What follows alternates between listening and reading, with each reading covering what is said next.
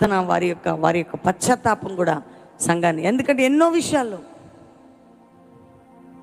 జీవితాన్ని దిద్దుకోవాలా, చేసిన తప్పు మరలా రిపీట్ చేయకూడదు, భయం కలిగి ఉండాలి.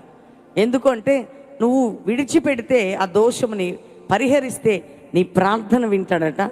నీ ప్రార్థన వినడమే కాక నీ మీదకి విస్తార జల ప్రవాహములు పొర్లినను నీవు కాపాడబడతావు. క్షమించబడిన వారు కాపాడబడబోతున్నారు.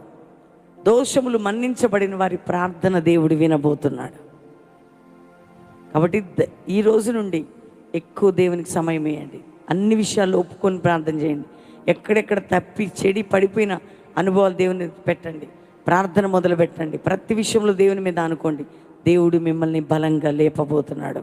అందుకని అందరం కళ్ళు మూసుకుందాం, మన చేతులు పైకెత్తి ప్రార్థన చేద్దాం. దేవా, నా దోషమును